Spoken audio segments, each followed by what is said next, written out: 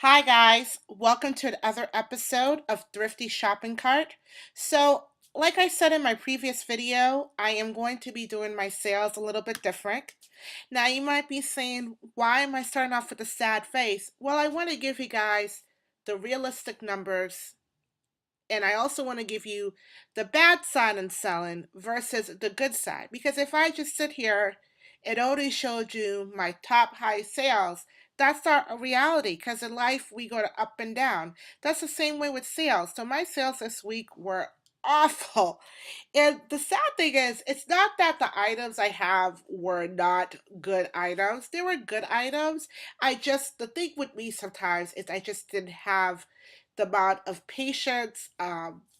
And I second guessed myself a lot of sales. I kept lowering the prices, which is my fault because I wanted to get rid of them. And I'll explain what I learned at the end, but I also wanted to give you guys a preview because some people like to see like really high numbers. Some people like to see what sellers really do. And the funny thing is, if you look on YouTube, you'll find a lot of people who are making thousands of dollars per month, per week, but you're only going to find a select few that's actually going to show you what their numbers are and if they didn't have a good week. So this is the first week of November, right? We still have about 3 weeks left. So I'm not going to be like, oh, it's over, because if every week I had a bad week and I didn't sell anymore, then I wouldn't be here. So that's what I wanted to give you guys a little background of why the smiley face and what happened. And I'll let you know what I did so you guys won't repeat the same mistake. Um, the first one we're going to start off with is this one. This is a Coach on Reed leather mule clog. I do apologize if I mispronounced it. So we could see, you're looking at the numbers right now, not good at all. And I could tell you what I did. I had bought these Coach shoes back in July. I bought them at Burlington Factory. They were $20, which was a great buy, especially for Coach. These shoes actually were being sold for $139 when it just came out. When Burlington Factory had them, I looked on my phone before I put it in my cart. They were going for $95, 85, 75 bucks. So of course I got them. I said, well, if I could at least make $60 or $80, it's worth the investment of $20. Guys, I spent a whole $20. This is why I'm so upset with myself.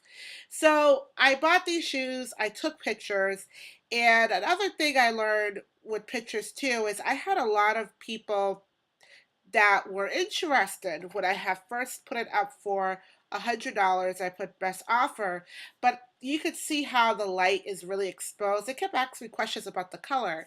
Is it really green? Is it a brown? Is it silver? So some people were just afraid to buy it. It wasn't the right color, even though I stated it was metallic green.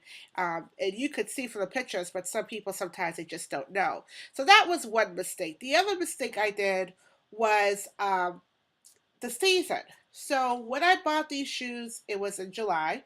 These shoes were a summer shoe. I was thinking more of a fall. So at that time when I had purchased the shoes, the prices were high. So by the time I had finally listed them, I listed them the same day I got them. A week went by, the prices went down. And I seen people sold them for like as little as $35 with free shipping. I sold mine $50. Now you might be like, oh, that's good. You made 30 bucks. I did not make 30 bucks. So, and this was actually an international shipping. Thank goodness, thank God that I did the global shipping, because if I didn't do that, guys, I would basically give this for free. And I don't like doing this to customers, but sometimes you have to cancel an order.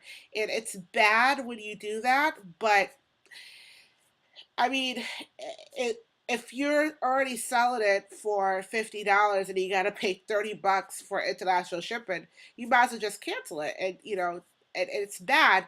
I don't encourage people doing it. Some situations, you probably don't have a choice. This situation, I really didn't want to do that to the lady. they bought it for $50. It was my fault. I put free shipping. I wanted to get rid of it, so I just ate it. So the cost was $20. I sold it for 50. PayPal took $2.25. eBay took $5. They did not charge me for final shipping fee because I offered free shipping. Um, the shipping that I paid was $13.45. I put it in a flat medium prior op box, the one that UPS provided us with, the free one. So that's what I put. It's already a stabilized price, stabilized weight, so they charged me $13.45.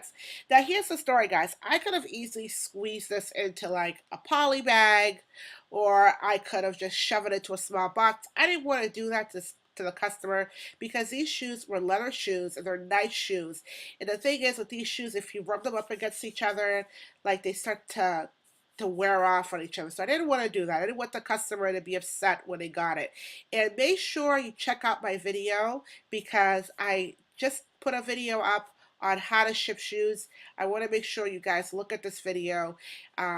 I go into little details, not a lot of details. I do a lot of explanation because I like to talk a lot. I'm sorry, but it's just a thing I like to do. But make sure you check it out because it is a great video. So the net sale I made was $9. Now, I bought it for 20 bucks. So I basically didn't make anything. So I actually sold it less than what I bought it for. And I lost $11, guys. That's not a good buy at all. So that one I did not do good. Lesson learned. In the future, when I buy high designer shoes, I will list it really high and I will not offer free shipping. I will offer shipping at a medium flat rate box. I'll explain the shipping's high because of the way I have to wrap the shoes. And that's what I am going to do next time. So that's the lesson learned, guys, for this one. The second one I have, and this one was another big failure. This one I sold it on Amazon. And Amazon is good because, sometimes there's some stuff you can sell on Amazon a little bit more than eBay.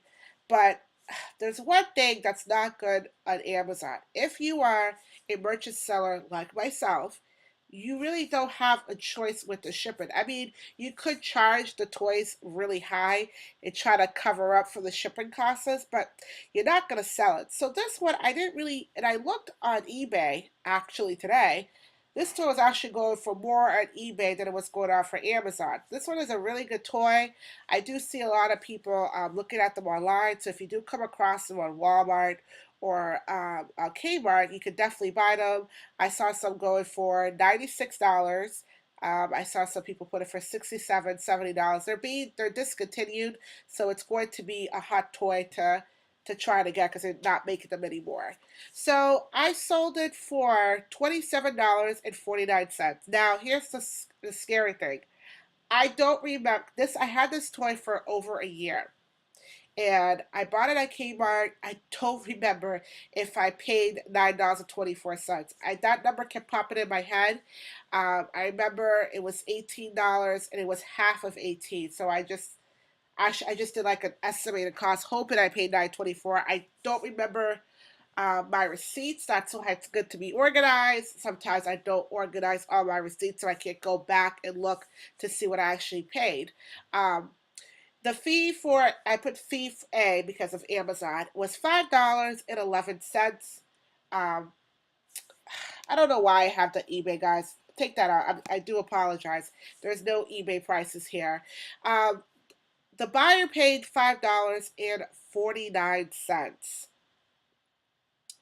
And the shipping was $18.75. I am going to kill myself. Yes, I know. Why would I do that, right? What was I thinking? Where was my mind? So I didn't actually pay $18.75. I actually paid $13.26 because the customer had paid $5.49. Now, with Amazon, what they do is they have a fixed shipping rate, right? And people could do free shipping or Prime or get the order next day.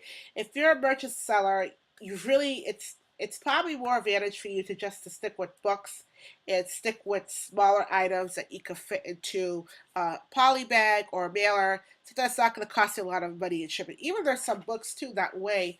There are some books where I had to pay an extra dollar or two, but I never had to pay $13.26. That was a huge loss. And I was really upset because I was going to put it in 3 poly bags. So I don't have big poly bags, and that's something I need to buy. I ran out of supplies. I could have easily put this in a huge poly bag, and I could have uh, double wrap it with bubblers, and then I could have easily put 2 cardboards front and back so it wouldn't get crushed.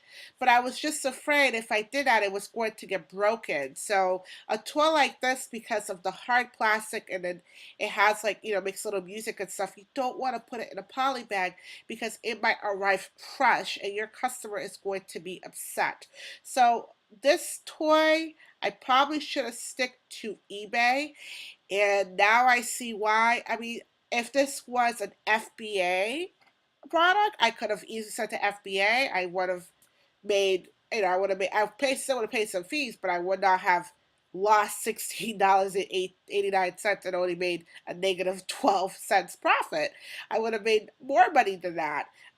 So that's what I learned. There's some toys I decided after this major loss that I had this week, I took all my toys down because I'm scared now it's going to be Christmas time. People are going to be buying them. Like this toy, I had it for a year and I sold it last time because it's getting around Christmas time.